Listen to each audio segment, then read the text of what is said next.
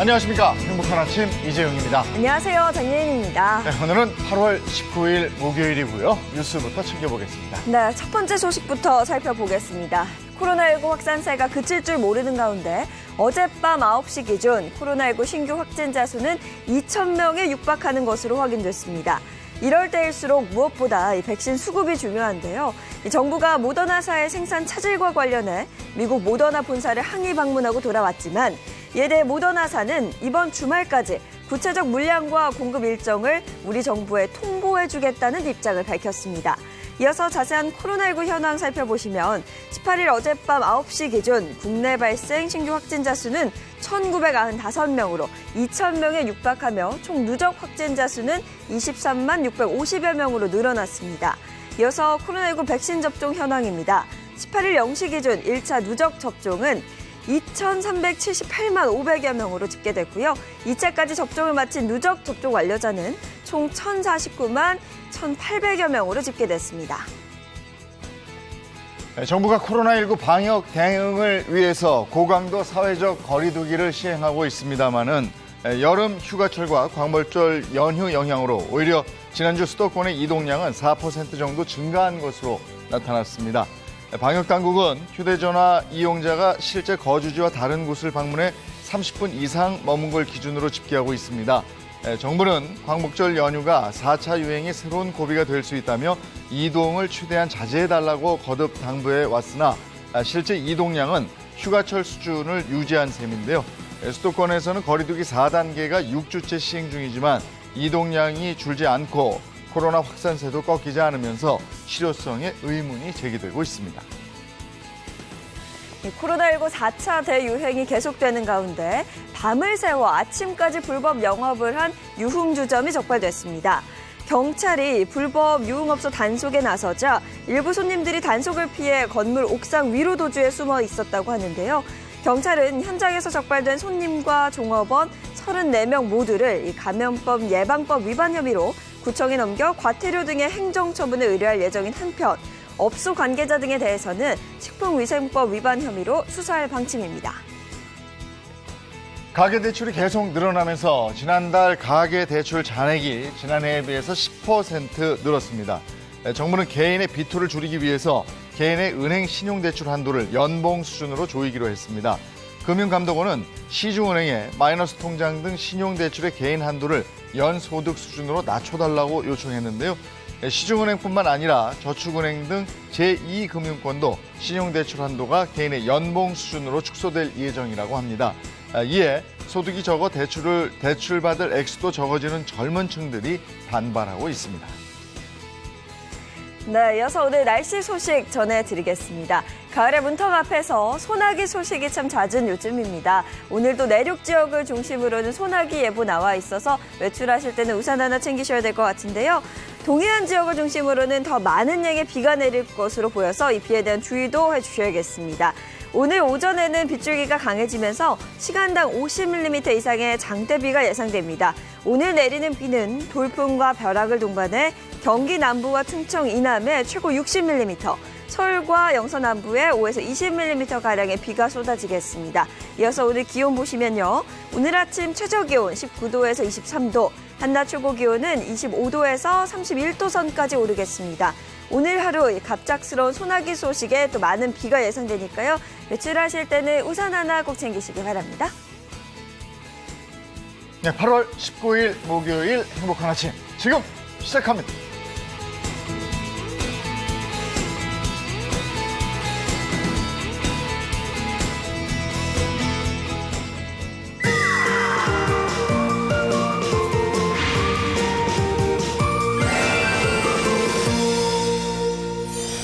앞서 뉴스 전해드릴 때 늘 코로나19 얘기를 하게 됩니다만은 확산세가 좀처럼 수그러들지 않고 있습니다. 그래서 네. 사회적으로 타격이 큰데 그중에서도 생계에 곤란을 받는 분들이 너무 많이 늘어나고 있어서 그게 참 걱정입니다. 네, 그렇습니다. 특히 사회적 거리두기 또 비대면 시대가 이어지면서 활동에 제약이 많아진 예술인들 생활이 막막해지고 있고요. 또 설 자리를 잃어가고 있다고 합니다. 예술인들은 자신의 끼와 재능을 많은 사람들 앞에서 발휘하고 싶잖아요. 아, 그럼요. 근데 그럴 장소, 그럴 여건 이런 게 안 되니까 다들 굉장히 힘들어합니다. 그런데 이 예술인들이 다행스럽게도 그런 기회를 잡았다고 합니다. 어떤 일이 있었던 건지 한번 보겠습니다. 오랜 시간 이어진 코로나19로 위기에 빠진 대한민국. 그중에서도 특히 예술계가 직격탄을 맞았다는데요. 예술인들이 설 자리가 좁아지고 있는 절망스러운 상황에서 희망처럼 들려온 기쁜 소식. 예술인들에게 기회가 찾아왔대요. 바로 지난 8월 7일 첫 공연을 올린 한 뮤지컬이 침체된 예술계에 활기를 불어넣은 기회의 자리였다는데요. 코로나19 시대에 예술인들이 무대 위 일상을 되찾을 수 있게 도와준 조력자. 지금부터 함께 알아볼까요? 여기는 대학로. 이 근처라고 했는데 어디지? 저 길친가 봐요. 바로 이때 이 근처인 것 같은데? 이쪽에서 들리는 것 같아요. 아름다운 노랫소리를 따라가 봤는데요. 제가 찾던 장소가 이곳이 맞는지 우선 내부 파악이 필요했어요. 여긴가 봐요. 자, 보세요. 문틈 사이로 보이는 연습실. 그리고 어느 누가 봐도 연습 중인 배우들. 맞죠? 지금 들어가 볼게요. 연습에 방해되지 않게 조용히 들어가긴 했지만 다들 열중했는지 그 누구도 제게 시선 한 번 주는 이 없더라고요. 초집중 상태로 폭발적인 열연을 펼치는 배우들. 지금 연습 중이신 것 같은데 조금만 기다려볼까요? 바로 그 순간 제 시선을 사로잡은 배우가 있었는데요. 익숙한 비주얼 그리고 수준급 노래 실력을 뽐내는 이분.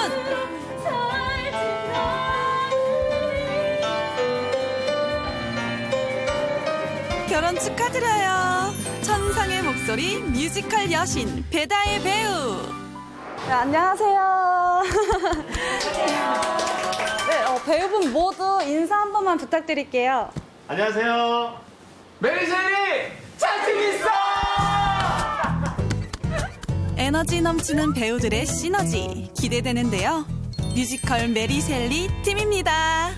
안녕하세요. 뮤지컬 메리셀리에서 메리셀리 역할을 맡은 배우 배다입니다. 홀리도리 역을 맡은 슈퍼주니어 역입니다. 허쉬 셸리 역할을 맡은 조한지라고 합니다. 5배역의 총 14명의 배우들이 캐스팅. 저마다의 개성과 매력을 만나볼 수 있는 것은 물론 창작 뮤지컬이라는 점까지 더욱 기대되는데요.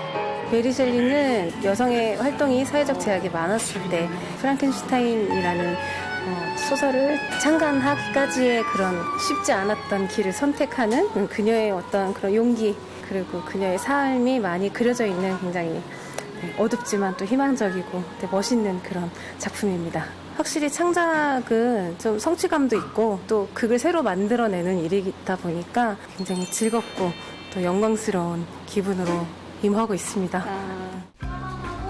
창작의 기쁨을 관객들과 함께 누릴 첫 공연 그날을 위해 모두 한마음 한뜻으로 연습 중입니다. 10분 쉬었다가 뒤에 조금 다시 장면 연습할게요. 홀리 부르고 뭔가가 얘가 딱 가는 그림이 탁 되는 게 아닌가? 이거 어떻게 가는 게 나을까 이게? 진짜 배우 한 분 한 분의 에너지와 열정이 여기까지 느껴지대요. 아니 지금처럼 음악 딱 끝난 타이밍에 한 바퀴 아주 짧게. 그러니까 이걸 우리가 그냥 오랜 연습 끝에 주어진 달콤한 휴식 시간에도 더 좋은 연기를 위해 열심인 배우들. 열정이 엄청나신데 혹시 쉬는 시간에도 그냥 연습을 계속 원래 하시는 거예요? 아니, 쉬는 시간에는 쉬어야죠. 쉬는 시간에 쉬어야 되는데 이 작품을 잘 만들어내고 또 창작 표현이니까 또 잘 만들어서 관객들에게 또 좋은 공연을 또 보여드려야 되니까. 코로나19라는 힘든 상황 속에서 어려움을 딛고 공연을 올릴 수 있게 된 힘은 무엇이었을까요? 국내 기업에서 대관이랑 제작비 일부 그리고 장비를 좀 사용할 수 있게 지원하는 이 공모전 같은 게 있었어요. 그래서 거기에 저희가 대여서 좀 준비를 확실하게 잘할 수 있었던 것 같습니다. 굉장히 저희는 고마움을 느끼면서 작품을 준비를 하고 있습니다. 그리고 국내 많은 기업들이 이런 지원 사업을 더 늘려줬으면 너무 좋을 것 같습니다. 예술계의 부러운 희망은 다른 누군가에게는 꿈을 펼칠 기회이기도 했습니다. 이 역할로 좀 참여하게 된 게 이번이 처음이거든요. 그래서 너무나도 저에겐 너무나도 큰 영광이고 그래서 좀 최선을 다해서 준비를 해야겠다라는 생각이 듭니다. 예술인들을 위한 기회는 이번뿐만이 아니었는데요. 한 기업에서 예술인들을 위해 공연 지원 사업을 해온 지도 올해로 4회차에 이르렀다고요. 이 외에도 신진 아티스트 발굴을 돕는 페스티벌에 봉제 장인과 청년 디자이너의 협업 등 문화예술 활성화를 위해 아낌없이 지원해왔다고 하는데요.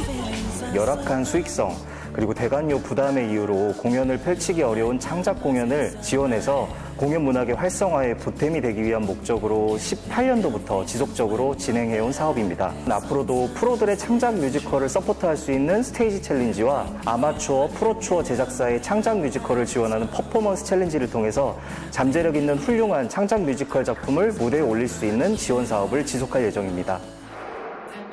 든든한 지원 속에 드디어 공연의 막이 올랐습니다. 다들 준비로 분주한 가운데 무대에 오를 생각에 많이 긴장했나 봐요. 긴장도 좀 하고 최대한 잘 해보려고 하는 마음에 다들 진지해지는 면이 있는 것 같습니다. 그리고 관객들을 만날 생각에 더 떨리는 거겠죠? 이제부터 시작합니다.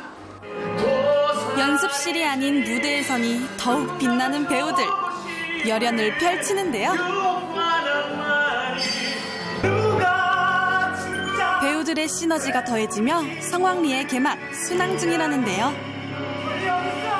네, 제가 바로 이 소설을 쓴 괴물입니다.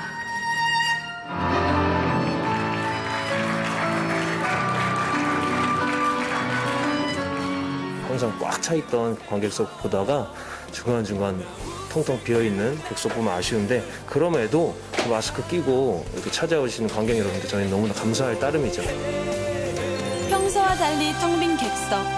그러나 코로나19 위기에도 예술혼을 불태우는 예술인들. 이들에게 위기 속 찾아온 기회가 희망이 되어주길 기원합니다. 예술인들은 대중과 관객과 함께해야 살아있음을 느낀다 네. 이러는데 얼마나 답답하겠어요. 그러니까 이렇게 영상 네. 보는데도 저도 뮤지컬 보고 싶다 네. 이런 생각이 듭니다. 근데 그 무대가 생겨서 아주 뭐 열심히 열정적으로 연습하는 모습 보니까 참 좋습니다. 네. 다시 일상으로 돌아가서 이분들이 활발하게 활동하는 모습 봤으면 좋겠네요. 이번에는 스타들의 삶과 건강을 밀착 취재해보는 스타 24시 시간입니다. 이분은 음악에 대한, 노래에 대한 열정으로 말기암을 극복하고 불꽃 같은 연기, 그 음악 열정을 네. 불태우는 분입니다. 그 말기암을 극복하고 다시 노래를 부른다는 네. 게 이게 정말 쉽지 않은 일일 텐데요. 어떤 분인지 궁금해집니다. 화면을 함께 볼까요? 가슴이 터질 듯한 당신의 그 몸짓은 전성기에 갑상새만 말기 진단으로 돌연 활동을 중단한 비운의 가수. 이제는 아예 못하시니 그 기대를 하지 마시라고 그렇게 얘기를 했어요, 의사가. 좀 안타까워가지고 다들 이제 우리 주위 가수분들, 친구분들, 벗들도 다 걱정을 했는데. 다시 노래하기 위해 구슬땀을 흘린 그. 그리고 11년 만에 받은 완치 판정. 불꽃 같은 남자의 24시간을 들여다보려 합니다. 이른 아침 오늘 주인공의 집을 찾았습니다. 먼저 한쪽 벽면을 장식한 사진들이 눈에 띄는데, 그리고 장식장 가득한 트로피들이 그의 화려했던 과거를 대변하듯 반짝입니다. 안녕하세요. 가수 조승구입니다. 행복한 아침 시청자 여러분 반갑습니다. 올해로 데뷔 25년 차인 가수 조승구. 1996년에 발표한 꽃바람 여인이 히트를 하며 많은 사랑을 받았는데요. 이후 나그네 신나는 하루 등을 발표하며 꾸준한 활동을 이어가고 있습니다. 60이 넘은 나이에도 여전히 팬들의 인기를 한몸에 받는 그. 어쨌든 꽃바람 여인 가장 떴을 때 2002년, 3년 처음에 1위 받을 때는 이게 처음에 받기 전에는 이거 한 번만 하는 게 소원이었었거든요. 1등. 근데 한 번 받고 나니까 두 번째도 욕심이 되고 세 번째가 9번을 받고 나니까 그러고서 이제 그 해 최고 인기가 된 성인 가요 대상을 내가 그때 받은 거죠. 이상이. 지금의 가수 조승구가 있기까지 곁을 든든하게 지켜준 아내 미경 씨의 역할이 컸다는데요. 내조의 여왕인 그녀도 사실 남편만큼이나 화려한 과거를 가지고 있다고 합니다. 바로 미스 인천 출신인 건데요. 수줍음 많은 미녀와 격투기 사범인 그의 만남. 안 어울릴 것 같은 두 사람은 서로에게 천생배필이 됐습니다. 그 현장에 가면은 그냥 뭐 누가 챙겨주는 이 없이 그냥 가서 노래하고 오는 이런 거를 내가 봤는데 그 모양새가 그렇게 좀 예쁘지가 않더라고요. 아무리 히트곡이 없어도. 그래서 내가 조금 옆에서 이제 뭐 CD라도 챙겨주고 뭐 물이라도 챙겨주고 이렇게 하니까. 이거 이상하지 이렇게 하면. 뭐 이상해? 남편의 투정에 슬쩍 장난을 치는 미경 씨인데요. 머리 괜찮아?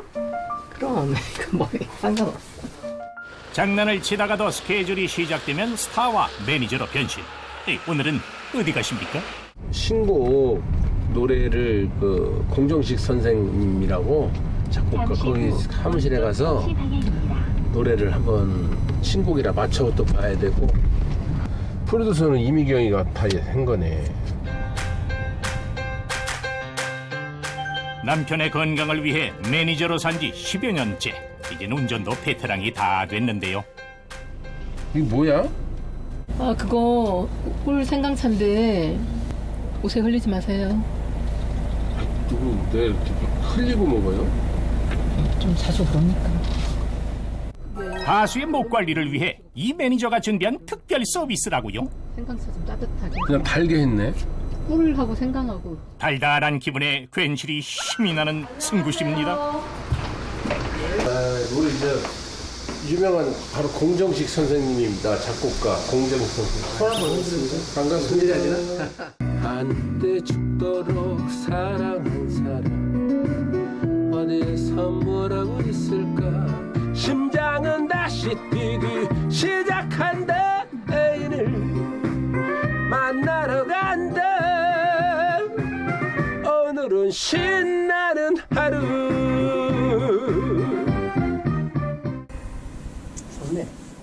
올리는 게 그래도 진실도 반키 올려야 돼.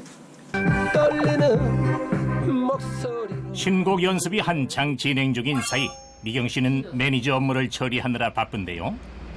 감독님 안녕하세요. 다음 달에 스케줄 주시는 걸로 기다리고 있겠습니다. 네, 건강하세요. 네. 홍보 활동도 직접 하세요? 가수가 직접 하기에는 조금 그렇고 또 제가 하는 게 편할 것 같아서 제가 하고 있는데 뭐 요새 전화도 잘 받아주시고 편안하게 해주시니까 오래 하니까 그런 게 조금 있는 것 같아요. 홍보 활동에 이어 모니터링에도 직접 참여하는 이 매니저. 바쁜 일도 잊고 잠시 노래에 취해보는데요. 대중의 입장에서 꼼꼼하게 체크해주니 이보다 더 든든할 수는 없답니다. 잘했어요. 이게 반키 올린 거야. 다 올려야 되겠어. 요새는 뭐 소리도 잘 나오죠. 그래도 오버하면 안 하기만 못해. 조심해야지. 잘했어요. 돈 줘.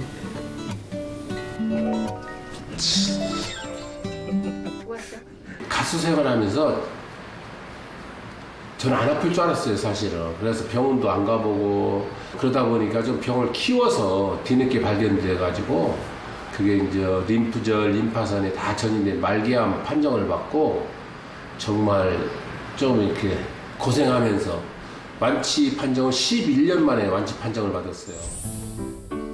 절망 속에서도 포기하지 않았던 노래. 완치 판정까지 11년의 시간을 버티게 해준 원동력이었습니다. 오후 2시가 되자 스케줄을 마친 두 사람이 운동에 나섰는데요. 암 수술 후 매일 해온 산책. 그런데 이마저도 평범함을 거부합니다. 이러고 올라가는 거야. 겨울에 이러고 가면 너무 좋아. 엉덩이가 얼마나 여자보다 더 빵빵해. 이어진 동작 역시 황당하게 그지없는데요. 언덕을 네 발로 기어오르는 조승구 씨. 아니, 네 발로만 걷는 특별한 이유가 있습니까? 내가 무릎이 안 좋아서 걷지를 못했었어요. 그래서 좀 힘을 분산을 시키면 어떨까 싶어서 그래서 하는 거예요.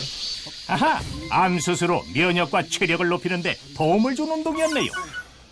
휴식을 취하려던 그 순간 우리 한번 부탁할게요.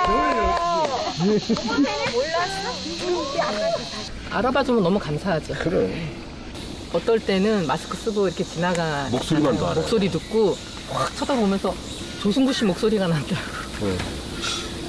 금방 알아보는 사람들, 관심 있는 사람들은 그냥 알아보고. 아니, 그런데 이 정도면 관심 없어도 알아보겠어요. 셋, 넷, 다섯, 여섯. 결국 찰떡호흡 자랑하며 커플 철봉 운동으로 땀을 쏙 뺀 후에야 기나긴 산책이 끝났습니다. 잠시 후 집으로 돌아온 조승구 씨네 부부가 가장 먼저 하는 일은 바로 빠져나간 에너지를 보충하는 거였는데요. 딱 봐도 몸에 좋을 것 같은 갈색 액체를 뭐요 이렇게 따라가지고 그냥 한 입에 턱 하고 털어넣는 아유, 맛있다. 이번엔 냉장고 속에 깊숙이 숨겨둔 초란을 꺼내왔습니다. 여름에 땀을 많이 흘리니까 우리가 잘 먹어야 돼. 초란은 토코페롤 성분이 풍부해 세포 면역 유지를 돕는다는데요. 암 수술하고 나서부터는 내가 정말 건강에 좋다는 것 책을 사서 내가 보고 인터넷 뒤져서 보고 그렇게 건강에 좋다고 하는 것들을 많이 해서 지금까지 그렇게 먹고 있어요. 미경 씨의 면역 밥상이 궁금해지는데요. 하하, 마침 저녁 준비를 하시네요. 지금 삼계탕, 요새 날씨가 너무 덥고 하니까 전복 넣고 삼계탕을 맛있게 한번 끓여보려고 해요. 자기야, 네. 그 냉장고에 그 마늘이랑 전복이랑 좀 갖다 줘요. 그 오른쪽 냉장고. 마늘이요? 전복? 응, 거기 한번 가봐. 문 열어봐봐. 암 극복의 비밀을 품은 냉장고가 모습을 드러내는데요. 그 문이 열리자 보이는 건 빽빽하게 들어찬 식재료들. 전국 각지에서 공수한 가루들 하며 직접 만든 로열 젤리, 꿀, 생강까지 건강을 위한 음식에 진심인 게 느껴지네요. 이 중 오늘 선택받은 녀석들은 바로 인삼과 전복. 마늘, 인삼. 오. 요리 준비로 바쁜 아내를 위해 승구 씨가 팔을 걷어붙였는데요. 예상외로 능숙한 손놀림에 호기심 발동한 제작진. 선생님, 잘하시는데요? 그래도? 잘해요. 내 주방수 경력이 얼만데. 옛날에 식당 했었대요. 칭찬에 힘입어 전복 손질까지 도전하는데요. 좋던 기세와 달리 이내 갈 곳을 잃어버린 손. 아니네. 그쪽이? 그래갖고 양쪽 자르고 이쪽 자르고 저쪽 자르고 다 잘라. 아니네. 여기 있잖아 여기. 이거야? 아 진짜. 어머 아깝게 생각하지만 그렇게 자르는 게 아니라 이게 아깝다고 그러면 안 돼. 이렇게 해갖고 푹 잘라버려. 미안해. 이거 봐, 이게 다 뭘 잘랐어 도대체? 아, 조그마한 거야, 3개. 여태 3개인 거야? 살이 오른 닭고기에 영양을 품은 인삼 두둑히 넣어주고 보양식의 끝판왕 전복까지 푸짐히 올리고 나면 아이고 체력이 안으로가 못 빼기죠. 예? 그런데 여기서 끝이 아니라 하네요. 딱 봐도 수상한 액체를 무이게 삼계탕에 붓는 미경씨. 아 이게 도대체 이게 뭔 정체예요? 이게 뭐 넣으셨어요? 선생님 지금 넣으신 거는 뭐예요? 아 이거 안 가르쳐 줄 건데. 요새 먹고 힘내라고 좀 녹용이랑 해서 제가 갔어요. 친구가 녹용을 해요. 그래서 가가지고 여기다 녹용을 좀 많이 넣습니다. 건강에 좋으라고. 조성구 씨의 면역과 활력을 도운 녹용. 녹용은 수컷 사슴의 뿔로 매년 새로 자라고 떨어지길 반복하는데요. 본초 강목의 녹용은 양기를 북돋우고 근육과 뼈를 튼튼하게 한다고 기록이 돼 있을 정도로 귀한 약재입니다. 네, 녹용에는 우리 몸에 도움이 되는 다양한 성분이 있는데요. 그 중에서 이 강글리오사이드라고 하는 성분은요, 뇌 중추신경계와 모유에도 존재하는 성분이고요. 역할은 이 면역을 길러 외부 바이러스에 대항하는 힘을 기르는데 도움을 줄 수 있습니다. 또한 이 녹용에 함유되어 있는 판토크린이라는 성분은요, 뼈를 파괴하는 파골세포의 활성을 억제하기 때문에 골다공증을 예방하는 데에도 도움을 줄 수 있습니다. 녹용은 봄부터 자라 60일이 지나면 각질화가 진행되는데요. 60일경에 절각해야 영양이 풍부한 녹용이 됩니다. 다만 이 성질도 강한 편이기 때문에 수유부나 임산부 혹은 노약자나 특이 체질의 분들 같은 경우에는 전문가와 상담 후에 섭취 여부를 결정하시는 것이 더욱 좋겠습니다.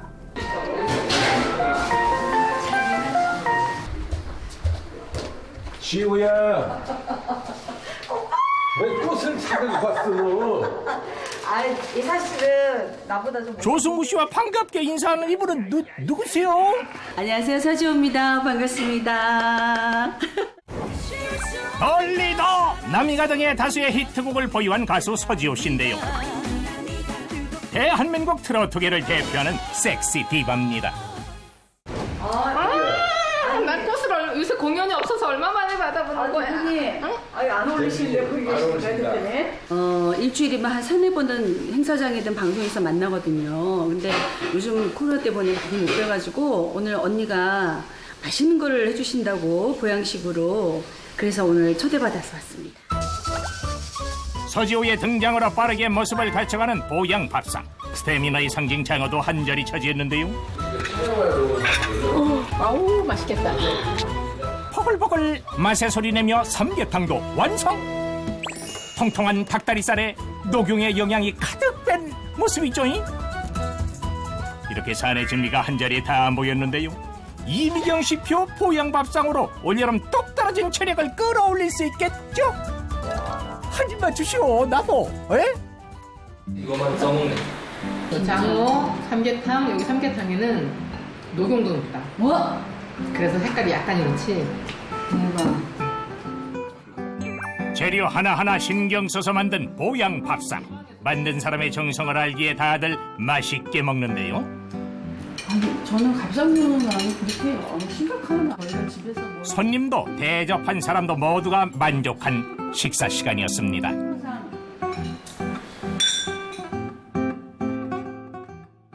제가 이제 그 건강에 대한 거를 예전에는 의미 자체를 생각해 본 적이 없어요. 그냥 내가 최선을 다해서 건강은 내가 하루하루를 행복하게 사는 게 건강이다.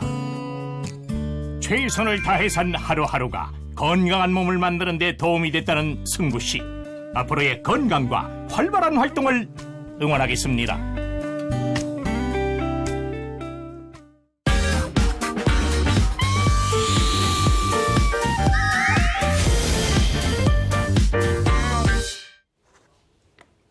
네, 이번에는 대한민국 대표 스타들이 걸어온 길을 되돌아보는 스타 주민 시간입니다. 네, 오늘 함께 해주실 세 분 먼저 소개해 드릴게요. 각자 인사 좀 부탁드립니다. 네, 안녕하세요. 연예계 팩트 사냥꾼 홍조선입니다. 안녕하세요. 자칭 연예 특종 기자 최정아입니다. 안녕하세요. 발빠른 연예 소식 딜리버리 서비스. 오늘만큼은 목요일을 달리는 남자 김수현입니다. 야, 근데 김수현 씨 의상이 이게 트로트 쪽인지 아니면 힙합 계열인지. 반지를 몇 개를 낀 거예요? 지금 제가 반지를 꽤 많이 꼈죠. 네.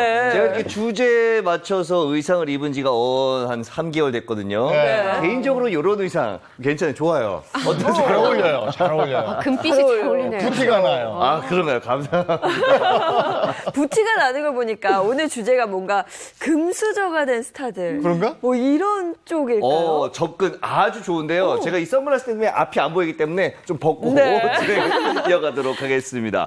오늘 좀 걸어볼까요? 네. 자, 오늘 스타 주민, 화려한 스포트라이트를 받는 스타들이지만 알고 보면 어려운 환경에서 가난을 딛고 탑스타의 자리까지 오른 그런 분들의 이야기를 준비해 봤습니다. 네. 이름하여 주제, 쓰러진 집안, 벌떡 일으킨 스타들입니다. 네. 아니 영화나 드라마 주인공이 보면은 굉장히 어렵다가 네. 정말 노력하고 맞아요. 막 운도 오고 막 이래서 촥 일어나는 이런 거잖아요. 그렇죠. 근데 연예계에도 이런 분들이 꽤 많은 걸로 알고 있어요. 맞습니다. 네. 꽤 존재하고 있습니다. 성공한 연예인들, 성공한 스타들 보면은 이런 성공하기까지 역경, 스토리 없는 분들이 거의 없다고 말할 수 있을 것 같은데요. 오늘 소개해드릴 스타들은요, 정말 손수건 필수입니다. 역경과 가난을 딛고 자신의 꿈을 이뤄낸 것은 물론 앞서 설명해드린 것처럼 쓰러진 집안까지 벌떡 일으켜 세운 분들입니다. 오늘 대단할 것 같아요. 왜냐하면 네. 웬만하면 그냥 쓰러진 집안을 일으킬 스타들 이렇게 하지 우리가 벌떡 이렇게 이게 주제어를 이렇게 잡진 않아요. 네. 그렇죠. 웬간이 안 일으켰으면 벌떡 일으킨이란 말이에요. 네. 시작해보죠. 자, 첫 번째 스타 우리 재용 MC가 좋아하는 눈, 코, 입 힌트로 준비를 해봤습니다. 자, 함께 보시죠. 네. 지난주에 눈코입 퀴즈 안 한다 그래서 지금 또 재용 MC 위해서 제작진이 준비했네요. 내가 그거 한마디 한 게 내가 좋아한 걸로 된 거예요. 보통 모르겠던데 근데 요게 또 없으니까 심심하더라고요. 아쉽죠. 자, 그래서 준비했습니다. 자, 과연 누구일까요? 자, 굉장히 독특한 안경을 썼고요. 그리고 입술 한쪽이 살짝 늘 올라가시는. 네, 간단하게 힌트를 드리면 데뷔 51주년을 맞이한 스타, 70년대 청년 문화를 대표하는 분이고요. 노래 하나로 많은 이들의 가슴을 울렸던 분입니다. 데뷔 가수죠. 51주년이면 그럼 나이가 연세가 그렇죠. 그 중에서 여자예요? 여자분이시고요. 요 안경이 좀 포인트가 될 것 같고요. 입꼬리도. 가수. 네, 가수고. 재용 MC가 라디오 하고 아실 것 같은데. 야, 내 눈, 코, 입 보니까 알겠네. 아시는데 혹시 모르는 시청자분들이 있을까봐 제가 아주 정말 초 힌트를 드리도록 하겠습니다. 너 이름이 뭐니? 자, 대한민국을 대표하는 정말 대한민국 최고의 가수죠. 바로 양희은 씨. 양희은 씨 맞습니다. 데뷔 51주년이 됐군요. 그렇죠. 정말 오랜 시간 동안 사랑을 받아온 가수인데요. 여러분들 혹시 양희은 씨 하면 어떤 게 떠오르세요? 양희은 씨는 통기타? 통기타. 네, 통기타. 아침 이슬. 아침 이슬. 곡이 너무 많다. 정말 많다라는 정말 거? 많아요. 그렇죠. 네. 그리고 청바지. 이렇게 많은 분들이 아마 양희은 씨 하면 통기타, 청바지를 떠올리실 것 같은데 그런데 양희은 씨가 청바지를 입을 수밖에 없었던 이유가 있었다고 합니다. 입을 수밖에 없다. 개인 취향 아니에요? 그냥 통기타의 청바지 이걸로 대변되는 그렇죠. 여성 가수였기 때문에. 그렇죠. 그리고 굉장히 청바지와 통기타 뭔가 잘 어울리잖아요. 컨셉 아니에요? 그런데 개인 취향이 아니고요. 어려운 가정 형편 때문이었다고 합니다. 양희은 씨도 미니스커트를 가지고 있었다고 해요. 근데 이 미니스커트와 스타킹을 함께 입지 않습니까? 이 스타킹을 한번 올이 나가면 새 것으로 교환을 해야 되는데 계속해서 교체할 수 있는 가정 형편이 되지 않았기 때문에 차선책으로 어머니께서 선물해 주신 청바지를 입기 시작했다고 하고요. 그리고 청바지에 와이셔츠 많이 입지 않았습니까? 이 와이셔츠도 친구가 준 2벌의 와이셔츠를 매치해서 입기 시작했다고 합니다. 그러면서 대한민국 최초의 청바지를 입은 여가수가 된 거죠. 네, 이 트레이드마크가 된 이 양희은 씨의 청바지를요, 동생인 양희경 씨가 또 전담 관리를 해줬다 이런 얘기도 들었어요. 네, 맞습니다. 양희은 씨가 가수가 된 후에 활동을 한다고 정말 바빴어요. 근데 이때 집안 살림은 동생인 양희경 씨가 도맡아서 했다고 하거든요. 특히 양희은 씨의 하나뿐인 이 청바지를 손수 빨아줬다고 합니다. 추운 겨울에 청바지를 밖에다가 놀면 그 청바지 모양 그대로 얼어버리잖아요. 그러니까 이 밖에서 얼 수는 없고 이 아랫목에 넣어서 말리기 시작했는데 동생으로서 뭔가 밖에서 고생하는 우리 언니 이 양희은 씨의 이 하나밖에 없는 청바지를 그만큼 신경 써서 보관을 그리고 손질을 해줬다고 합니다. 네, 청바지와 통기타 그리고 양희은 씨 하면 빼놓을 수 없는 건 아까 우리가 얘기했던 아침 이슬 아니겠어요? 네. 맞습니다. 이 아침 이슬 이게 이제 1980년대의 어떤 민주화의 상징적인 곡으로 많은 시위 현장에서 많은 현장에서 불렸는데 그러다 보니까 이 암울했던 시절 금지곡이었죠.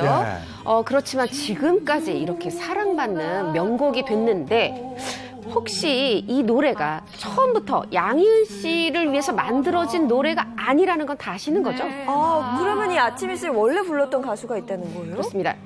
작사, 작곡은 일단 김민기 님, 우리 어떤 싱어송라이터이기도 하고 뮤지컬 연출가이기도 한데 정말 이 양희은 씨 음악 인생에 큰 영향을 미친 분이죠. 사실 양희은 씨가 이렇게 얘기를 해요. 소박한 음악회에 갔는데 김민기 씨는 아닌 다른 남자가 부르는 이 노래를 들은 거예요. 어머, 저 노래 너무 좋다. 그래서 김민기 씨한테 이거 배워보고 싶다 했더니 여기 악보가 어디 있었는데 했는데 이거 찢어 버렸나? 양희은 씨가 청소 아주머니한테 가서 그 악보를 찾아와가지고 집에 와서 테이프로 붙여놓고 이 노래를 계속 연습한 거예요. 그러다가 일집 음반 제의가 왔을 때 김민기 씨한테 저희 너 이 노래 불러도 돼요? 했는데 불러 흔쾌히 이제 허락을 했고 사실 그 뒤에도 김민기 씨가 작은 연못 그 사이 이런 노래들 많은 노래들을 양희은 씨한테 작사 작곡해주면서 어떻게 보면 두 사람이 굉장히 한국 음악 역사에 있어서 큰 역할을 했죠. 김민기 씨 노래는 그때 80년대 학생들 사이에서 테이프로 요거 녹음해서 요쪽 테이프로 이러면서 들었던 거고 양희은 씨 노래도 마찬가지고 그랬었습니다. 근데 놀랍네요. 양희은 씨가 청바지를 고수했던 이유가 집안 형편이 어려워서. 경제적인 이유 때문에 그랬다. 어느 정도 어려웠는데 그랬던 거죠? 사실 어렸을 때는 유복했다 그래요. 아버지가 대한제분 상무였는데 요즘으로 좀 밀가루 이래서 예전에 저희는 거의 반만큼이나 칼국수, 수제비 먹던 시절에 그 밀가루 회사의 상무니까 유복했는데 안타깝게도 양희은 씨가 13살밖에 안 됐을 때 아버님이 39살 나이에 젊은 나이에 돌아가신 거예요. 양희은 씨한테는 두 동생이 있었고 13살이지만 장녀. 그러니까 엄마하고 이제 함께 동생들을 돌봐야 되는 상황인데 어머니가 다행히 명동에 있는 유명 양장점의 디자이너여서 그래도 살만한가 했는데 엎친 데 덮친 격으로 어머니가 빚보증을 잘못 쓰고 또 이 양장점에 불까지 났대요. 이러면서 정말 길거리로 나앉는 신세가 됐답니다. 근데 어렸을 때 진짜 좀 살았던 게 저 칼라 사진이에요. 저때 대부분 흑백이거든요. 맞아. 근데 이제 아버지가 돌아가시면서 어떻게 보면 집안에 가세가 기운 건데 그래서 그 당시에 양희은 씨에게 붙은 조금 슬픈 별명이 있었다고요? 네, 그렇습니다. 하루아침에 소녀가장이 된 이 양희은 씨에게 정말 하루하루는 비참했다라고 스스로 얘기를 하는데요. 이때 생긴 별명이 바로 라면과 회수권이었다고 해요. 근데 왜 그렇냐라고 물어봤거든요. 그랬더니 이 가정 형편이 어려워져가지고 점심에는 친구들한테 라면을 얻어먹고 저녁에는 버스 회수권을 사달라고 얘기를 이렇게 자주 하다 보니까 친구들이 야 라면, 야 회수권 이렇게 부르기 시작했다고 하거든요. 그래서 이 생업 때문에 대학까지 포기를 하려고 했다고 합니다. 처음 들어갈 때 입학금이니 뭐니 등록금이 사실 굉장히 큰 목돈이 들어가잖아요.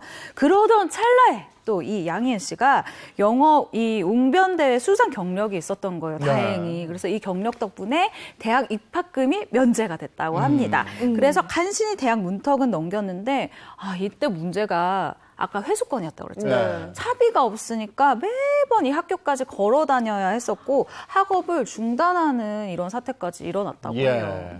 아니 그러다가 다짜고짜 송창식 씨를 찾아갔다 그러는데 그럼 송창식 씨하고는 원래 알고 있던 사이였나요? 어떻게 됐나요? 그러니까 고교 시절에 동아리 이제 그때 좀 연합 동아리 같은 거 있잖아요. 그 동아리에서 알고 지내던 사이인데 지금 돈이 없어서 학교도 중단한 상황이잖아요. 학업을 중단한 상황이니까 다짜고짜 찾아가서 얘기를 한 겁니다. 나 돈 벌어야 돼요.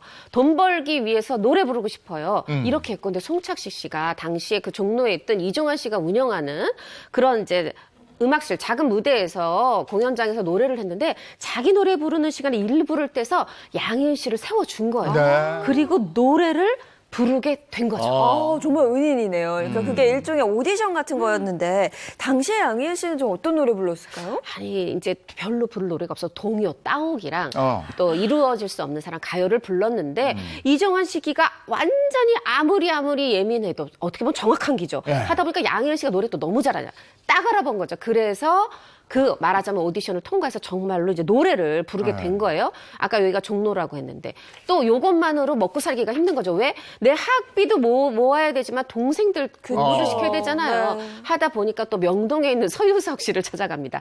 나 노래하게 해줘. 여기서 또 근데 첫 무대와 6시 뭐 45분 첫 무대와 밤 10시에 그 마지막 무대에 거꾸로 됐네요. 제가 6시 첫 무대랑 밤 10시 넘어서의 무대를 첫 무대 끝 무대를 맡겨준 거예요. 그러니까 어떻게 하겠어요? 명동 가서 첫 무대 찍고 다시 종로 가서 노래하다가 다시 명동 가서 마지막 무대하고 이렇게 하면서 돈을 벌어 나갔다고 합니다. 그래도 자신의 장기인 노래를 부르면서 돈을 벌기 시작했고 그렇다면 이렇게 해서 당시에 알바비를 얼마나 벌었는지 그것도 또 궁금한데요. 네, 저도 가장 궁금했습니다. 이때 양희은 씨의 첫 월급이요 4만 원이었다고 하거든요. 지금 들으면 4만 원이라고 하실 수도 있는데 당시 입주 이 가정교사 한 달 월급이 1만 원이었다고 하니까 비교적 적게 벌지 않았다, 많이 벌었다라고 할 수 있는 거죠. 그런데 정말 이 많이 벌었음에도 불구하고 단 한 푼도 이제 가져가지 못하고 쓰지 못한 채 빚쟁이들이 다 가져갔다고 해요.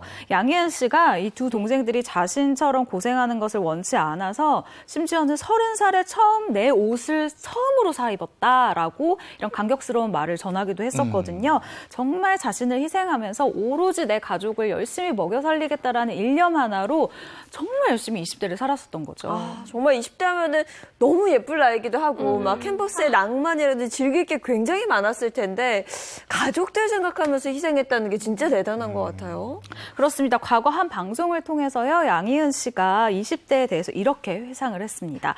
모든 날이 힘들었다. 특히 20대에는 생활고도 있었고 어머니 빚까지 갚고 동생 둘 대학까지 공부시키려니까 나는 20대 때 놀아본 적이 없다라고 얘기를 할 정도였거든요. 이어서 나는 20대가 암울하다. 2번의 휴학, 1번의 자퇴를 거쳐서 재입학을 통해 8년 만에 대학을 졸업했다. 대학 졸업 후에 29살이 되어서야 이때 드디어 빚잔치가 끝났다라고 얘기를 했거든요. 굉장히 씁쓸해하는 모습을 보이기도 했는데 그래서 당시 이 20대의 양희은 씨는 빨리 30이 되고 싶었대요. 왠지 30이 되면 내가 그동안 고생했었던 것을 뭔가 보상을 받을 수 있을 것 같은 기분이 들기도 해서 30대를 이렇게 열심히 기다린 게 아닐까라는 생각도 들었습니다. 20대 때 그렇게 노력을 했고 힘들게 살았어요. 30대를 기대했어요. 그럼 양희은 씨 30대는 어땠을까요? 자, 20대 빚잔치 다 했죠. 이제 30대 들어서자마자 아파트도 한 채 마련했어요. 나 좀 쉬어도 돼. 1년 동안 배낭여행으로 해외여행을 다녀온 거예요. 다녀온 것까지 좋았는데 바로 그 이듬해 난소암 판정을 받게 되는데 요때 나이가 이제 30 간 넘은 거예요. 정말 30대를 이렇게 시작을 했는데 절망할 수밖에 없었겠죠. 근데 그 난소암 판정도 그냥 난소암 판정이 아니라 3개월 시한부였다고 합니다. 3개월 시한부. 3개월 시한부. 굉장히 절망적이었을 것 같아요, 당시에. 근데 참 노래도 철학이 담겨 있는데 양희은 씨도 그러신 것 같아요. 별로 슬프지 않아? 아니 살고 싶다고 사라지고 죽고 싶다고 죽어지는 게 그렇지 않은 게 인생 아니야? 이렇게 담담히 얘기를 하고 수술에 들어갔는데 그 자궁 안에 무려 종양 크기가 9개월 아기만한 종양. 이걸 네 이런 수술을 하고 근데 그 뒤에 이제 병간호 해야 되잖아요. 왜냐하면 수술하고 끝나는 게 아니라 암이다 보니까 항암 치료 그 어렵다는 항암 치료를 하는데 동생인 양희경 씨가 얼마나 또 엄마 같고 은인이겠어요. 언니가 그러다 보니까 옆에서 병수발을 또 너무 잘해서 3개월 지나고 우리 흔히 5년까지 계속 그 추적 검사 하잖아요. 별다른 증상 없이 네, 좋게 다행이네요. 이렇게 완치가 됐다고 합니다. 그런데 다시 재발했잖아요. 아, 그쵸. 20대를 이렇게 열심히 살고 이런 일들이 있었으니까 좀 이젠 행복해도 될 것 같은데요. 독신주의자였던 양희은 씨가 지금의 남편을 한 3주 만에 만나고 이제 결혼을 딱 결정을 했습니다. 그런데 이 신혼생활이 길지 않았어요. 다시 난소암이 재발을 했다고 하거든요. 남소암 재발로 안타깝게 양희은 씨가 아이를 갖지 못하게 됐다고 합니다. 양희은 씨가 당시 과거 한 방송에 출연해서 지금 생각해보면 아이가 없어서 지금까지 노래와 일을 열심히 할 수 있었던 것 같다라고 내 인생의 가장 큰 전환점을 이때 이 사건으로 꼽기도 했습니다. 네. 어느덧 양희은 씨가 칠순을 맞으셨더라고요. 그렇죠. 요즘 그 건강은 어떤지 그것도 좀 궁금해요. 네, 바로 이 8월에 칠순을 맞이하셨는데 지금 남편 사진 보셨지만 금술 좋아 보이죠? 네. 뿐만이 아닙니다. 같이 라디오하는 서경석 씨가 금 거북이도 선물하고 이지혜 씨가 예쁜 목걸이도 선물하고 또 친하게 지내는 송은희 씨, 김숙 씨가 바로 8월 13일 딱 0시 되자마자 문 앞에 꽃다발 넣고 노래를 부르고 갔대요. 자식 못지않게 이쁜 후배들이 또 이렇게 양희은 씨에게 웃음을 주고 있는 것 같습니다. 이거 계속 할 일이 있으면 늘 건강하게 살 수 있어요. 네. 양희은 씨 좋은 노래 계속 불러주십시오. 자, 다음 스타 누굽니까? 자, 다음 스타 역시 눈, 코, 입 퀴즈로 만나보도록 하겠습니다. 잘 보셔야 돼요. 제가 보기 좀 어려웠거든요. 이분이 눈도 굉장히 이쁘시고, 코도 예쁘고, 치열도 굉장히 좋으시고, 자, 이분은 밥 한 숟가락 먹기 어려울 정도로 힘들었다고 합니다. 그래서 오남매가 이 밥 한 숟가락을 먹기 위해서 달리기 4개를 할 정도로 가정 형편이 안 좋았었는데 내성적이고 여린 소녀였던 이분 돈을 벌어서 우리 집안을 내가 이렇게 세우겠다. 이런 결심으로 개그우먼이 됐다고 합니다. 눈 쌍꺼풀하며 코하고 입술하고 미인이네. 그러니까 배우 얼굴이죠. 배우 얼굴이죠. 개그우먼입니다. 개그우먼. 자, 많은 분들이 헷갈려하고 있기 때문에 바로 정답 공개해 보도록 하겠습니다. 바로 개그우먼 이경애 씨입니다. 이경애 씨. 너무 어렵죠. 야, 이경애 씨도 데뷔한 지가 오래됐죠. 그렇죠. 올해 데뷔 37년 차 개그우먼이고요. 지난 1984년 K본부의 제2회 개그 콘테스트 대상을 받으면서 데뷔를 했습니다. 80년대 코미디 전성기를 이끌었던 장본인이고요. 동기가 이봉원 씨, 김한국 씨, 임미숙 씨가 있습니다. 당시 이경애 씨 이 유머의 번째 인기 코너였던 북청 물장수에 출연을 하면서 넌 내 거야, 마! 이런 유행을 많이 느꼈었죠. 야, 저도 기억이 나. 당시 인기는 정말 대단했어요. 개그 콘테스트 대상을 받을 정도면 인기는 어마어마했던 건데. 근데 이경애 씨가 의외로 어린 시절부터 소녀가장으로 자랐다고요? 네, 이경희 씨가요, 중학교도 가지 못할 정도로, 진학을 생각하지 못할 정도로 집안이 가난했다고 합니다. 그 이유가 아버지 때문이다라고 이렇게 얘기를 했는데, 이경희 씨가 초등학교 4학년 때요, 이경희 씨의 어머니가 정말 한 푼 두 푼 어렵게 모아서 70만 원을 딱 마련을 해서 이 돈으로 집을 산 거예요. 그런데 이경희 씨 아버지가 1년 만에 그 소중한 집을 노름으로 날렸다고 합니다. 이렇게 아버지가 술과 노름으로 세월을 보내는 동안 어머니가 행상을 하면서 이 마련한 돈으로 초등학교 5학년 때부터 이제 코미디언으로 데뷔하기 전까지 월세 5만 원짜리 단칸방에서 이 7식구가 다 함께 살았었다고 해요. 7식구가 단칸방에서 그거 집주인 잘 만나야 되거든요. 수도요금, 전기요금 많이 나온다, 뭐 시끄럽다 이래가지고 안 받아주는데 거기서 10년 넘게 살았으면 아주 좋은 집에서 사셨네요. 그렇죠. 거기다가 또 하나가 더 있어요. 이게 더 큰데 바로 뭐냐 하면은 지금 아이가 5이라고 그랬단 말이에요. 근데 마치 아이가 둘인 것처럼 살았대요. 한 몸이 돼서 조용조용히. 무슨 얘기냐? 이경희 씨가 봤더니 옆집에 아이 3이라고 한 달 만에 쫓겨나는 걸 본 거예요. 우리도 이러면 안 되겠다 해가지고 쥐죽은 듯이 살아서 마치 그 집에 아이가 둘만 있는 것처럼.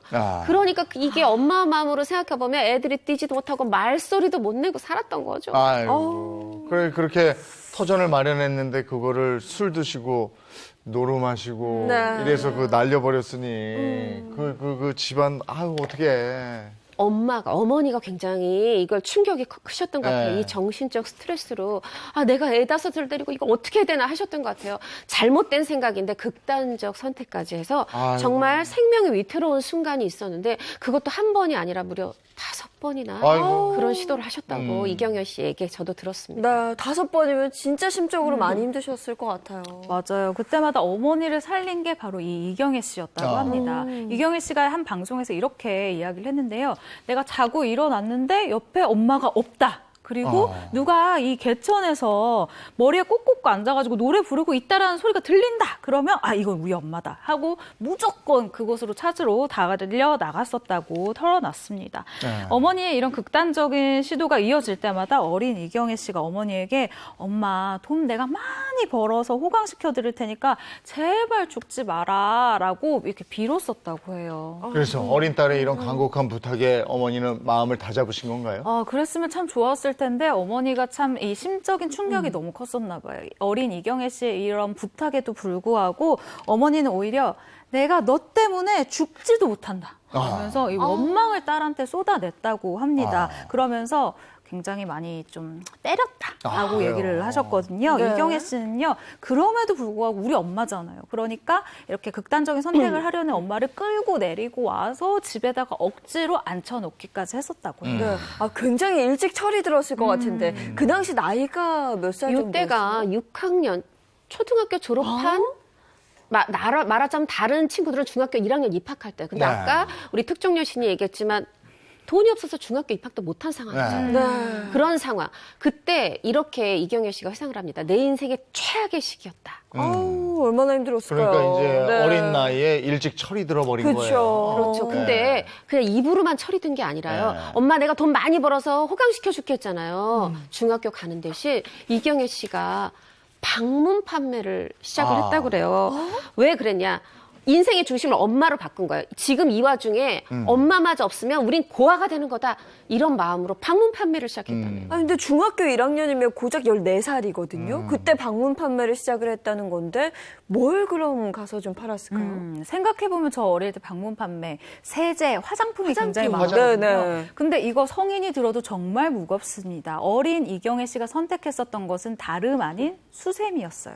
수세미는 아무래도 부피도 작고 무게도 가볍잖아요. 그래서 여러 개를 팔아도 들고 다니는데 힘이 들지 않았었던 거죠. 이 당시 수세미를요 1,000원에 팔면 이경혜 씨 손에 딱 남는 게 300원이었다고 합니다. 이 300원을 정말 모아서 학비를 마련하기 위해서 이렇게 방문 판매를 시작했다고 하고요. 그리고 이렇게 14살 때부터 수세미를 팔면서 집안의 실질적인 가장 역할을 했었다고 합니다. 네, 근데 또 이게 다가 아니라 이경혜 씨는요, 오로지 돈을 벌어야겠다는 생각으로 굳은 일도 마다치 않고 다 했다면서요. 네, 다 했는데 제가 이경혜 씨한테 들었어요. 이경혜 씨가 정말 하고 싶은 아르바이트가 있었대요.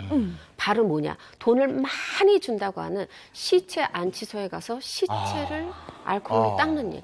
자기는 너무 그게 하고 싶고 무서운 거고 뭐고 정말 하고 싶은데 나이가 어리다고 시켜주지 않았다네요. 네.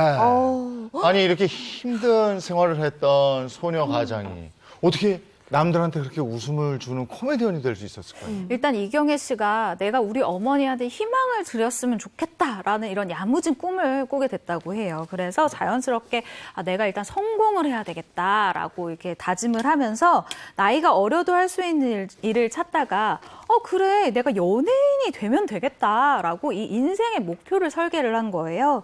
그러면서 이경혜 씨의 이 간절한 소망이 노력으로 이루어졌고 이 노력은 마침내 1984년 이 K본부 개그 콘테스트에서 대상을 수상을 하면서 꿈이 현실이 됐고요. 그렇게 이경혜 씨는 삶의 이 빛을 되찾게 됐다고 합니다. 그런데 이 사진 이렇게 딱 나오는 거 보시면 우리 젊었을 때 이경혜 씨가 정말 활약하던 모습이 생각이 나실 거예요. 근데 덧붙이자면 당시 개그 콘테스트에 됐을 때 이경혜 씨가 50만 원을 받았다고 해요. 50만 원을 벌었는데 이 금액이 어느 정도로 크냐? 일단 그때 대기업 임원들의 월급이 40만 원이었다고. 그래요? 그러면 정말 큰 금액이었죠. 근데 당시에 이경혜 씨 인기가 어느 정도였냐면 TV만 틀면 나왔어요. 그리고 거의 뭐 광고 퀸이었어서 지금으로 치면 전지현 씨 광고에 나오는 거 부럽지 않게 나왔을걸요. 정말요? 넌 내 거야. 그거 다 상품을 사고 싶게 하는, 갖고 싶게 하는 그 유행어로 무려 광고 20개를 찍었어요. 거의 뭐 광고계를 독식했다 해도 과언이 아닌데 당시 이경혜 씨가 이렇게 얘기합니다. 내 화장품 광고 빼놓고는 다 찍었다. 정말 얼마나 잘 나갔는지 알 수 있죠. 네. 그리고 제가 얼마 전에 한 방송 보니까 지금은 그 따님과 함께 살고 있는 모습 봤거든요. 맞습니다. 저도 그 뭐 프로그램에서 봤는데 따님이 벌써 17살이 그렇게 됐는데 됐나요? 네, 정말 잘 컸더라고요. 되게 사이가 좋았더니 남편 뭐 사별했죠. 그리고 지금 딸을 보니까 엄마를 위해서라면 뭐든지 하는 이경혜 씨 어렸을 때 모습 보는 그런 느낌? 효녀 같아 보여서 정말 부러웠습니다. 요리도 척척 잘하고 엄마 뭐 하면은 다 이렇게 도와주고. 맞아요. 딸이 엄마더라고. 예. 자, 다음 스타 갈까요? 자, 다음 스타. 이분은요, 뮤지컬이면 뮤지컬, 드라마면 드라마, 영화면 영화, 광고까지 모두 섭렵한 그야말로 연예계를 평정한 분입니다. 야. 누굴까요? 연예계 평정이 뭐 다방면으로 끼가 많으신 굉장히, 분인데. 네, 눈웃음이. 남자분이군요. 네, 남자분입니다. 사진만 보면 그 아저씨에 나왔었던 이거 방탄유리야 했었던 김희원 씨. 오, 김희원 씨도 약간 눈매가 약간 닮은 것 같고. 굉장히 귀여운 느낌이 있고요. 아니. 매번 느끼는 거지만 이렇게 잘된 스타분들은 치열이 참 고나요. 코가 굉장히 잘생기셨어요. 코도 잘생겼고요. 약간 화살코네. 아, 우리 이재용 MC가 또 약간 좀 가물가물 하시는 분 같아서 제가 이재용 MC와 또 아직도 좀 감을 못 찾으신 우리 시청자분들을 위해서 간단한 힌트를 좀 드리면 이분 거미를 굉장히 좋아하시는 분이에요. 제가 거미를요? 이 말을 왜 했는지 결과가 나오면 납득이 가실 겁니다. 제 힌트는 여기까지입니다. 거미 보통 다들 무서워하는데. 거미를 굉장히 좋아해요. 거미와 납득이. 네. 저는 알겠다. 거미와 뭐래? 납득이. 아내 이름이 거미? 그쵸? 아. 캐릭터가 납득이? 자, 정답 바로 대세 배우 조정석 씨. 네, 조정석 씨는 그 가수 거미 씨와 결혼해서 알콩달콩 굉장히 잘 살고 있고요. 네. 또 딸도 낳았고요. 그렇죠. 정말 잘 어울리는 한 쌍이더라고요. 네, 이재용 MC님 납득이 가시죠, 이제? 납득이. 납득이. 아니, 근데 조정석, 아니, 외모만 보면 그냥 곱게 평탄하게 산 부잣집 도련님 같은데. 그렇죠. 그렇죠. 고생이라고는 한 점도 해본 적 없는 귀공자 스타일의 조정석 씨인데 그의 어떤 뭐 가난한 뭐 과거 이런 아픈 그 가정사가 드러났던 게 2012년에 이 논란이 일어섰는데 이게 뭐였냐? 병역 면제 처분. 아니 몸도 좋고 저렇게 멀쩡한 사람이 왜 군대를 면제받았어? 이런 논란이 일어섰어요. 그러니까 조정석 씨는 굉장히 뭐 웃을 때는 굉장히 다정한 남자지만 뭐 이렇게 반전 매력으로 또 짐승남의 매력도 갖고 있다고 했는데 군 면제라니까 저도 이해가 잘 안 가네요. 그때 조정석 씨가 이렇게 얘기합니다. 군대 안 가겠다고 계속해서 공무원 시험 응시하거나 뭐 대학원 가거나 저는 이런 적 한 번도 없습니다. 병역 연기 신청도 단 한 번도 한 적이 없습니다. 하고 논란에 선을 그었습니다. 근데 그러면 조정석 씨는 어떻게 군 면제를 받을 수가 있었죠? 네, 조정석 씨의 군 면제 이유는 바로 가사 곤란이었습니다. 가사 곤란이면 정말 곤란해야 되거든요. 네, 사실 굉장히 군대를 가사 곤란으로 안 간다라는 게 너무너무 어려운 것들이 있어요. 사실 기자들은 인터뷰를 하면서 과거 이야기를 할 때 좀 어려운 상황이었다라는 걸 알고는 있었는데 일단 이 가사 곤란, 즉 생계 곤란으로 병역 면제를 받으려면요. 가족 구성 비율부터 시작해서 재산액 그리고 월 수입액 이 모든 것들이 법에서 정한 기준에 충족이 돼야 가능하다고 해요. 모든 조건에서 충족을 되었다라는 것 자체가 얼마나 그가 어렸을 때 힘들게 살았는지를 우리가 알 수가 있는 부분이죠. 그렇죠. 제가 아마 많은 분들이 그얼마나 이렇게 생기가 어려워야 군대를 면제받는지 제가 좀 조사를 해봤는데 일단 재산액이 1,300만 원 이하여야 되고요. 1인 기준으로 월 수입이 18만 원 이하. 그러니까 가지고 있는 게 1,300만 원이 안 돼야 되고 한 달에 18만 원을 못 벌어야 군대를 안 가는 거예요. 근데 사실 18만 원으로 어떻게 생활할 수 있겠습니까? 그러니까요. 네. 형편이 너무 어려워서 극단적인 선택을 생각하기도 했었다면서요. 그 정도까지. 네네. 얼마나 맞습니다. 인터뷰해서 그런 얘기들도 좀 하고 그랬는 모양이죠. 네, 맞습니다. 그 조정석 씨가 인터뷰에서 이렇게 얘기를 했어요. 어느 정도로 어려웠냐면 일단 이제 아버지가 조정석 씨가 재수 시절에 돌아가신 거예요. 그랬는데 그 이제 여러 가지 지금 말할 수 없는 집안의 많은 힘든 일들이 한꺼번에 몰려와서 본인이 극단적 선택을 생각할 만큼 그렇게 이제 어려웠고, 이제 살던 집을 빼가지고 이사를 가야 되는데 정말 집이 작아서 그냥 어떻게 보면 방 한 칸에 그냥 엄마랑 아들이 함께 자야 하는 그런 상황이었고, 근데 그래도 돈을 벌어야 되잖아요. 먹고 살아야 되니까. 그래서 건설 현장에 가서 노동을 했는데 그 노동을 하고 그러면 온몸이 너무 아파서 그 아픔을 잊으려고 술을 많이 마셨다. 이렇게 얘기한 적이 있습니다. 근데 그 정도로 형편이 어려우면 대학을 못 가지 않았을까 싶기도 하고요. 근데 이렇게 노동하고 건설 현장에서 일해가지고 이제 그 돈을 모은 거예요. 그래도 이 연기에 대한 열정이 있었기 때문에 삼수 끝에 대학은 들어갔는데, 이게 또 학비가 또 필요하잖아요. 어떻게 또 먹고 살아야죠. 학비 필요하죠. 학자금 대출을 받았는데 한 2학년 때까지는 받았는데 이게 신용 문제 이런 것들로 대출이 더 이상 불가능해진 거예요. 그래서 학업을 다 미처 마치지 못하고 뮤지컬 배우로 나서게 되는데, 이 뮤지컬 배우로 나섰던 것도 사실 이제 돈을 벌기 위해서였고, 그런 그 빌렸던 학자금 언제 갚았느냐. 불과 11년 전 2010년에서야 그 학자금을 다 갚았다고 합니다. 절실했네. 그리고 아버지가 돌아가셨다고 그래도 어머니가 계시니까 네. 어머니가 경제 활동을 어느 정도 좀 하지 않을까 했는데 전혀 경제 활동을 할 수 있는 여건이 안 되는 모양이죠. 네, 그렇습니다. 사실 이 논란 이후에 해명 과정에서 더욱 마음이 아프기도 했었는데요. 이 조정석 씨 같은 경우에는 대학에 입학하기 전에 이 병무청에 군 면제 신청서를 스스로 제출을 했다고 해요. 근데 사실 이것도 굉장히 마음이 아팠을 것 같거든요. 아버지를 여의고 홀로 남은 어머니를 부양을 해야 하는 상황에 입대를 할 수가 없었던, 현실적으로 할 수가 없었던 거죠. 여기에는 조정석 씨 그리고 어머니의 이 나이 차이가 무시할 수가 없었는데요. 실제 조정석 씨의 이 어머니가 조정석 씨랑 나이 차이가 무려 43살이 난다고 합니다. 군 면제 신청서를 제출했던 이 2000년이면 조정석 씨 나이가 21살이거든요. 그런데 21살 때 어머니가 64이셨던 거죠. 그래서 어머니의 나이로 추정컨대 아무래도 경제적 활동이 조금 무리였지 않나라는 결론이 나오게 됩니다. 외아들인가요? 그 다른 형제가 없나요? 아닙니다. 위로 이제 3명의 형제가 있는데 나이 차이가 많이 나요. 19살, 16살, 10살. 아니 근데 왜 어머니를 부양해? 우리가 이제 남의 가족사를 다 들추기보다는 일단 호적을 보면 호적에 어머니하고 조정석 씨만 있고, 실제로 그 작은 방에서 또 2분만 같이 사시고 했잖아요. 실제로 조정석 씨가 어머니를 부양해야 했던 상황인 거죠. 네, 이렇게 홀어머니를 부양하면서 어렵게 살았던 조정석 씨가 연기로 집안을 벌떡 일으키게 됩니다. 그 캐릭터가 그 건축학개론의 납득이였어요. 진짜 매력적이었죠. 정확합니다. 실제로 조정석 씨가 영화 건축학개론의 납득이 이후 스타반열에 오르게 되면서 다음엔 2013년도에 이렇게 이야기를 합니다. 대출도 조금 있긴 한데 제 집 이 장만의 꿈을 이뤘습니다라고 밝혔는데요. 바로 어머니께 김포의 아파트를 선물을 하면서 정말 제대로 집안을 일으킨 거예요. 이후 2년 뒤인 2015년도에 조정석 씨는요, 또 인터뷰를 통해서 이 반전세였던 아파트가 이제 전부 어머니 소유가 됐다라면서 굉장히 기뻐했고, 또 당시보다 나아진 살림에 대해서 이야기를 해서 현장에 굉장히 또 밝았었던 그런 분위기가 기억이 납니다. 저 정말 저때 저 연기가 많이 나온 것도 아니잖아, 그죠? 네. 많이 나오지 않았는데 건축학개론 하면 누가 이거보다 그냥 조정석이 떠올라요. 정말 참 그거 대단한 거예요. 맞아요. 그게. 맞습니다. 그 어머니에 대한 사랑.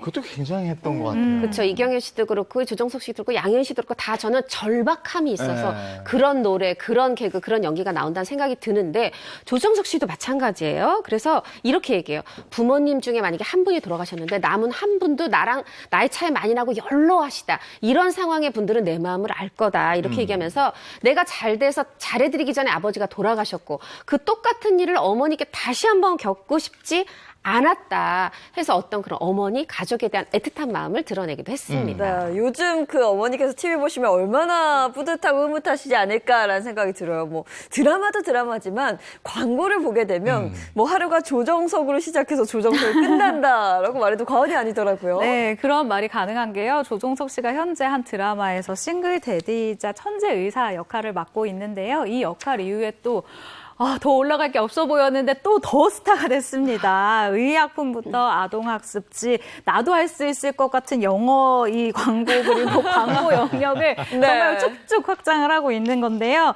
현재 모델로 활동하고 있는 CF 개수만 10개예요. 어림잡아서 이 보통 스타들이 5억에서 10억 정도의 이 개런티를 받는데 이 광고 출연료에 5억이라고만 잡아도 50억 이상을 벌었다라고 단순 계산은 가능합니다. 네, 뭐 연기면 연기, 노래면 노래 모든 걸 다 잘하잖아요. 앞으로 정말 이렇게 웃을 일만 있었으면 좋겠습니다. 다음 스타 한번 만나볼까요? 자, 마지막 스타입니다. 이분은요, 늙어가는 어머니를 보면서 내가 무엇을 위해서 어머니와 지내지 못하고 바쁘게 힘들게 살아갈까라는 한탄을 하는 것은 기본. 싱글 시절 이상형이 내 어머니를 잘 모시는 아내로 둘 정도로 효심이 굉장히 짙은 분이라고 합니다. 과연 누굴까요? 보자마자 알겠어요. 보자마자 알겠어요. 아, 진짜? 네. 눈. 아니, 어떻게 보자마자 알아? 자, 일단 속상 가불이 쭉 있고요. 그리고 입이 시원하게 생겼는데. 바로 알겠어. 강의하다 어떻게 이분은 눈, 코, 입을 그냥 따로 놓은 것 같지 않지 않아요? 네. 그냥 얼굴이 보여. 있잖아요. 사랑은 돌아온다고 하던. 그죠? 한 덩 더! 사랑은 돌아오는 거야! 를 외치던. 다 아는 거야? 다? 네. 마지막 나만 모르는 거야? 진짜 지금? 모르겠어요? 영화에서 이렇게 말을 하죠. 야, 너 옥당으로 따라와. 누구지? 알아. 조상이. 자, 바로 권상우 씨. 권상우 씨.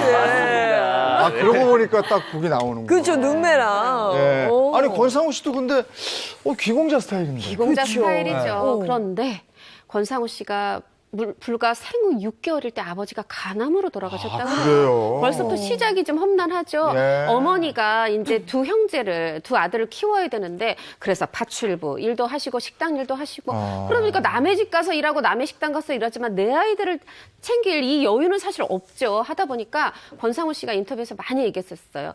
먹을 게 없고 배가 고파서 정말 학교에서 수도 틀어서 수돗물로 속이는 거죠. 그랬던 일화를 얘기하기도 했습니다. 그리고 그 이사도 굉장히 많이 다녔다. 뭐 이런 얘기했던 거 들었거든요. 네, 맞아요. 한 방송에서 이같이 이야기를 했는데요. 이사를 얼마나 갔느냐라는 질문에 주민등록이증을 보면은 이 등본 앞뒷면이 정말 주소로 가득하다라고 할 정도로 형 책상 그리고 이불 몇 가지만 들고 온 동네를 다 이사를 하고 돌아다녔다고 해요. 그래서 횟수로 치자면 초등학교 3학년 때까지 무려 20번이 넘는 이사를 했다고 하거든요.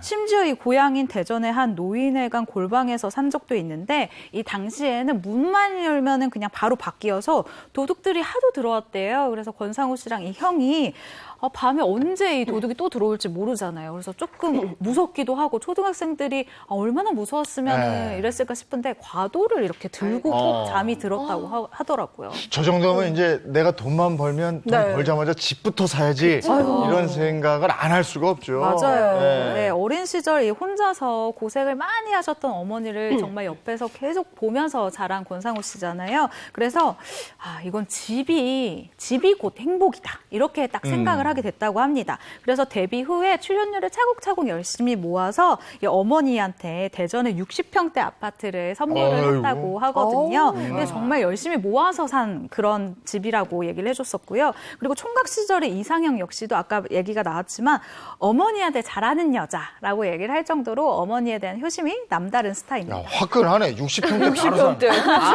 첫집 어머니한테 딱 드리는데 60평. 맞아요. 근데 결혼한 지 꽤 됐는데 어머니 모시고 살고 있나요? 어때요, 이거는?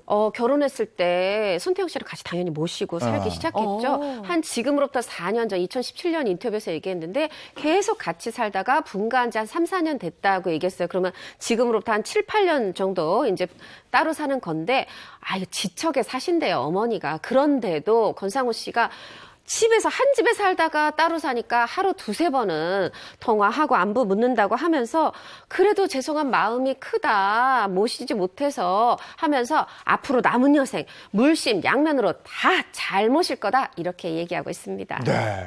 권상우 씨가 또 어머니하고 여행도 자주 다닌다고 들었는데. 맞습니다. 아마 이 방송도 보고 있을 수도 있어요. 왜냐면 제가 얘기를 했습니다. 오늘 효심에 대해서 얘기를 한다. 네, 권상우 씨가 이 효심이 정말 정평이 나 있는데 있는데요. 결혼 전에는 어머니는 물론이고 이 형 내외까지 동행을 해서 호주로 가족 여행을 다녀오기도 했어요. 근데 이게 아무래도 어머니 세대는 여행을 다녀오는 게 해외여행 가는 게 그렇게 자유롭지도 않고 힘든 상황이었었잖아요. 그래서 이 어머니를 배려해서 권상우 씨 특유의 이 효도법이었다라고 얘기를 하기도 했습니다.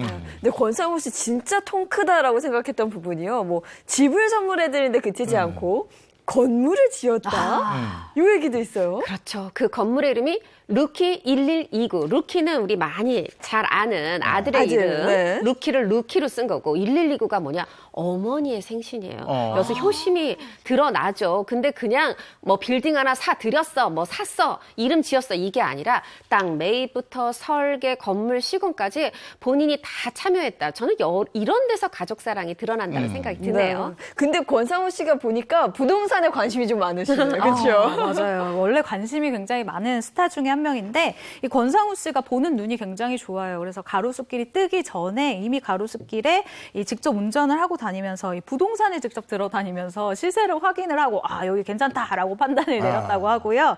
또 뿐만 아니라 부동산 관련 동영상을 보는 것도 굉장히 좋아한다고 합니다. 네. 이렇게 부동산에 관심이 커진 이유가 있습니다. 그게 바로 아까 처음에 얘기를 했지만 정말 과도를 안고 잘 정도로 이 어렸을 때 집에 대한 그 뭐랄까요 로망이 굉장히 컸고 새빵살이부터 이사를 너무 많이 다녔었던 경험 때문에 부동산에 관심이 자연히 높아지게 됐다고 해요. 첫 집을 60평 살 때부터 알아봤어요.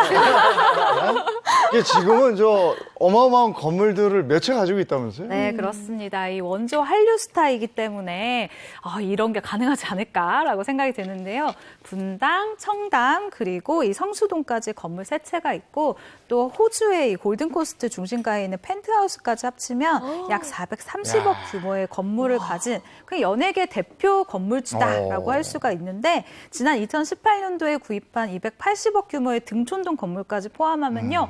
와, 700억 규모의 연예계 건물 부자가 된 상황입니다. 네. 저는 그 권상우 씨 또 작품에서 보고 싶은 그런 마음도 크거든요. 맞습니다. 뭐 권상우 씨가 이렇게 얘기를 해요. 어느덧 40대 중반이죠. 들어오는 대로 작품 다 하고 싶다. 왜? 나중에 우리 아이들이 볼 작품 많이 남기고 싶다. 저는 겸손의 말씀이라고 생각해요. 뭐냐 하면 지금 권상우 씨가 액션과 코미디에 저는 대체 불가한 배우가 됐다라고 생각이 드는데 그냥 이렇게 뭐 폼으로 있는 근육이 아니에요. 그 근육을 이용해서 굉장히 좋은 액션 보여주고 있고 코미디 연기에 정말 최근 보니까 달인이 됐습니다. 시청자로서 관객으로서 보고 싶은 배우입니다. 네. 어쩐지 요즘 영화에 나오는 거 보면 늘 여유가 있더라고요. 이제는 여유 있는 연기를 보여주는 거예요. 네. 건물이 몇 개인데. 오늘 쓰러지지만 벌떡 일으킨 스타들 얘기 나눠봤습니다. 고맙습니다. 고맙습니다. 감사합니다. 강원도 쪽으로는 또 바람에다 비가 그렇게 와가지고 어제 강릉 보니까 막 도로가 다 잠겼더라고요. 그러니까 이게 그냥 소나기 정도가 아니고요. 일부 지역에 따라서는 정말 폭우가 쏟아지는 경우도 있어서요. 비로 인한 피해 없도록 오늘도 조심하셔야겠습니다. 좋은 하루 보내시고요. 저희는 내일 아침 7시 30분 더 알찬 내용 가지고 돌아오겠습니다. 행복한 아침, 행복한 하루 되십시오. 고맙습니다. 고맙습니다.